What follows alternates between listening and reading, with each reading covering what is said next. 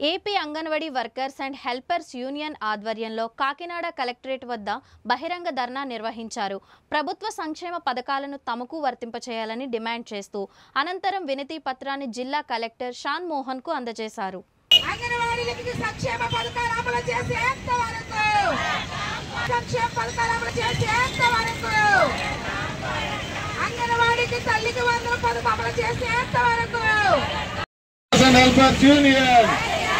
వర్ధిల్లాలి AP anganwadi workers and helpers union.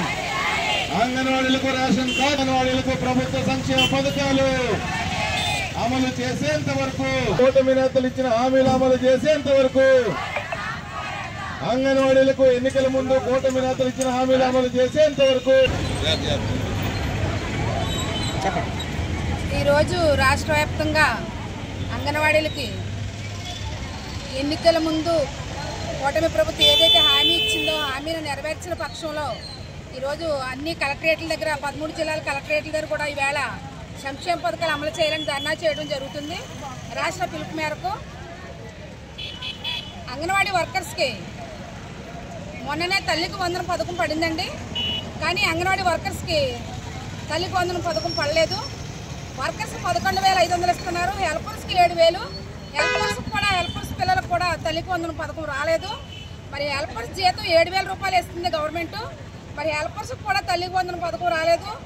అనేక మంది అంగన్వాడీ హెల్పర్స్ భర్తలు చనిపోతే వాళ్ళకి ఈనాటికి కూడా గవర్నమెంట్ కూటమి ప్రభుత్వం వచ్చి సంవత్సరం అయినప్పుడు కూడా ఈనాటికి కూడా పెన్షన్ అమలు చేయట్లేదండి.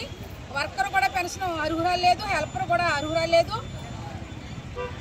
కనీసం ఇళ్ల స్థలాలు కూడా పెట్టుకోవడానికి ఐసీడీఎస్ అంగన్వాడీ వర్కర్స్ గవర్నమెంట్ ఉద్యోగులుగా వచ్చేస్తుంది. ఆ ఐడి తొలగించుకోవాలి. ఐడి ఉంది, గవర్నమెంట్ ఉద్యోగస్తులు కాబట్టి.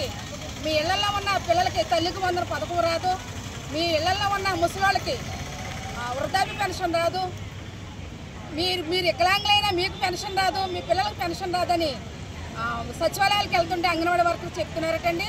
మరి కూటమి ప్రభుత్వం ఎన్నికల ముందు ఒక హామీ ఇచ్చింది, అంగన్వాడీ వర్కర్లకి మేము సంక్షేమ పథకాలు అమలు చేస్తామని చెప్పారు. మరి ఏ సంక్షేమ పథకాలు కూడా మేము అనర్హులుగా మేము చూపించిందండి గవర్నమెంట్. మరి ఈ సందర్భంగా మేము సానుకూలంగా ధర్నా చేసి కలెక్టర్ గారికి ఈరోజు రిప్రజెంటేషన్ ఇస్తామండి. మరి ఈ సందర్భంగా మేము గవర్నమెంట్కి చెప్పేది, డిమాండ్ చేసేది కూడా మేము ఏంటంటే సంక్షేమ పథకాలు మాకు అమలు చేయాలి.